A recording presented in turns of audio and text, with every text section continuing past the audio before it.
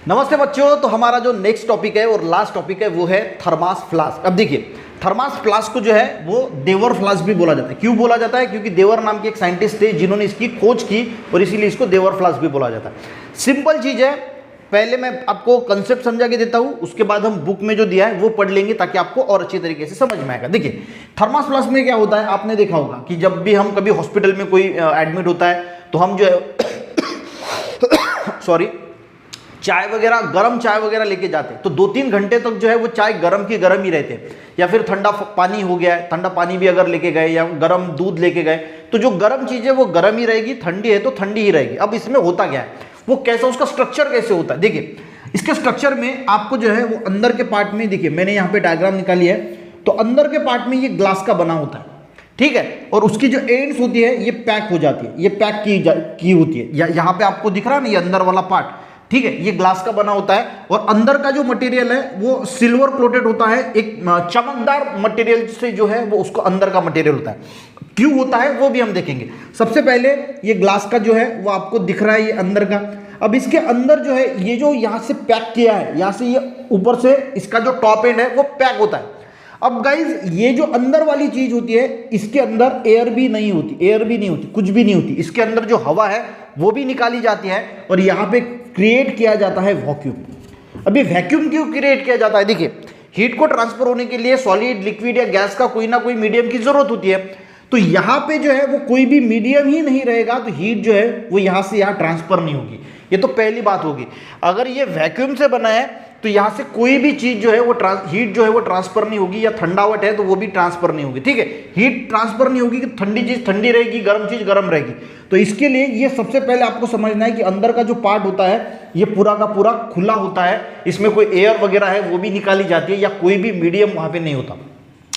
उसके बाद ये जो होता है ये वाला पार्ट होता है, और ठीक है, ये प्लास्टिक का भी हो सकता है या फिर मेटल का भी हो सकता है, ठीक है। और इसके बीच में स्पंज या रबर बिठाया जाता है ताकि ये जो ग्लास का मटेरियल है ये अगर कोई नीचे वगैरह गिर जाता है तो यहाँ पे स्प्रिंग वगैरह होते हैं शॉक एब्जॉर्बर के लिए, कि अगर कोई गिर जाता है तो अंदर का मटेरियल सेफ रहना चाहिए। और ठीक है, समझ में आ गया।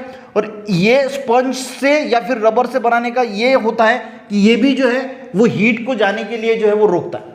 अब देखिए, यहाँ का अंदर का मटेरियल जो है वो शाइनी होता है, इसकी वजह से क्या होता है, जो हीट जो है वो रिफ्लेक्ट हो जाती है। हीट क्या होती है? रिफ्लेक्ट होती है। ये यहाँ पे एब्जॉर्ब नहीं होती, हीट जो है वो एब्जॉर्ब नहीं हो रही है, शाइनी मटेरियल की वजह से ये रिफ्लेक्ट हो रही है, तो ये यही के यही घूम रही है, इसकी वजह से ये गर्म का गर्म ही रहता है, ठीक है। तो समझ में आ गया, सिंपल स्ट्रक्चर है। अब पढ़ूंगा तो और चीजें जो है वो आपको क्लियर हो जाएगी। देखिए, पढ़ते पढ़ते ये ग्रेट साइंटिस्ट के बारे में दिया है कि sir James Dewar was the Scottish scientist, he made the first thermos flask in 1892। 1892 में इन्होंने सबसे पहला थर्मास फ्लास्क इन्होंने बनाया, और इसी वजह से जो है वो इसको जो चीज़ है, ठंडी चीज़ ठंडी रहती है, गर्म चीज़ जो है वो गर्म रहती है, और इनके नाम से इसको थर्मास फ्लास्क भी बोला जाता है और देवर फ्लास्क भी बोला जाता है। समझ में?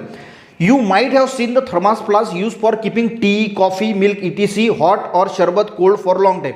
आपने देखा होगा कि कॉफी, जो गर्म कॉफी वगैरह होती है, मिल्क वगैरह होता है, वो गर्म का गर्म रहने के लिए, और शरबत वगैरह अगर है या पानी है ठंडा तो उसको ठंडा का ठंडा रहने के लिए थर्मास फ्लास्क का यूज किया जाता है। What is the structure and how does इस फंक्शन? तो हमको उसका स्ट्रक्चर देखना है, फंक्शन देखना है। देखिए, this is double wall flask. ये जो है वो डबल वॉल फ्लास्क है। It consist of 2 glass tubes. इसके अंदर क्या है? 2 ग्लास ट्यूब्स है।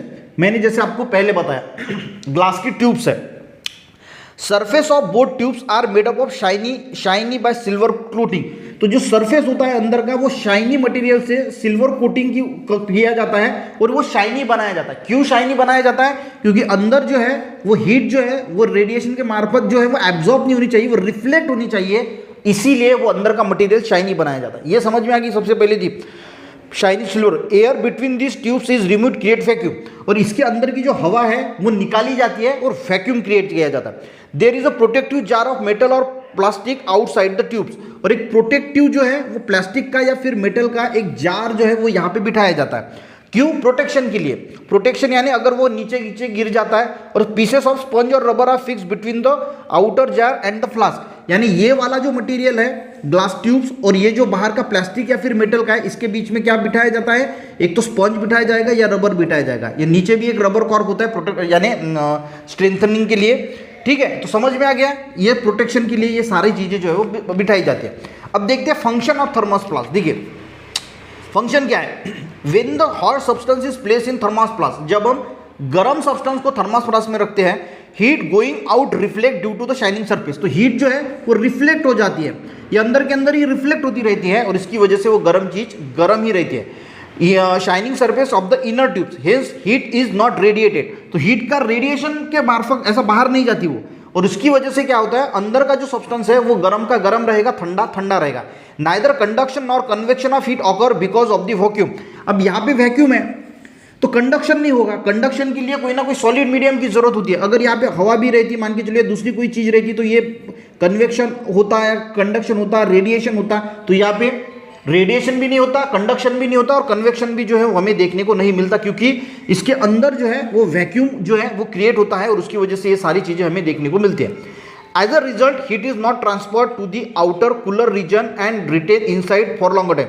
As a result heat is not transferred, यानी बाहर का तो कूलर है ना, ठंडा है ना, तो ये बाहर जो है वो कूलर सब्सटेंस यानी ट्रांसफर नहीं होती हीट, और उसकी वजह से अंदर का जो है वो ठंडा तो ठंडा रहेगा, गर्म है तो गर्म रहेगा। Still a little heat is lost around the lead, अब ये जो ढक्कन है इसके थ्रू जो है वो थोड़ी सी हीट जो है वो लॉस्ट होती रहती है।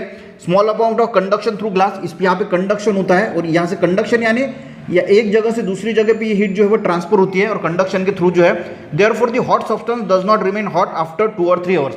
अब लीड के थ्रू जो है वो हीट यहाँ पे जाती है तो धीरे धीरे जाती है और इसी वजह से 2 से 3 घंटे के बाद गर्म चीज जो है वो ठंडी होती है, ठंडी चीज जो है वो मीडियम हो जाती है। ये क्यों होती है, क्योंकि हीट यहाँ से जो ढक्कन है यहाँ